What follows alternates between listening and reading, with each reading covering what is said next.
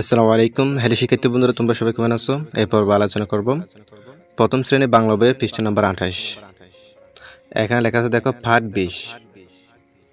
এরপর এখানে লেখা আছে বর্ণ শিখি। এখানে আছে ছ ছ বর্গীয় ঝ ঝ ইয়। এরপর এখানে বলতেছে শুনি ও বলি। এখানে ছ দিয়ে বলতেছে ছক। এরপর এখানে একটি বাক্য গঠন করা হয়েছে দেখো ছক দিয়ে লেখা পড়ি। আমরা এখানে দেখতে পাচ্ছি চক দিয়ে লেখা পড়তেছে দেখো। এরপর এখানে ছ দিয়ে বলতেছে ছন। ছন দিয়ে একটি বাক্য গঠন দেখো। ছন দিয়ে ঘর ঘড়ি। ছন দিয়ে একটি ঘর তৈরি করা হয়েছে দেখো এখানে। এরপর এখানে আছে বর্গীয় জ। বর্গীয় জ অর্থে ঝক। এরপর জগ দিয়ে একটি বাক্য গঠন দেখো। জগ থেকে জল ঢালো। আমরা দেখতে পাচ্ছি এখানে জগ থেকে জল ঢালতেছে দেখো। এখানে জগ থেকে জল ঢালতে বলতেছে। এরপর এখানে ঝ দিয়ে বলতেছে ঝট। জট দিয়ে একটি বাক্য গঠন হচ্ছে কি জট আসে মেঘ খালো। আমরা এখানে ছবিটিতে দেখতে পাচ্ছি দেখো জট পড়তেছে এবং কি মেঘ খালো।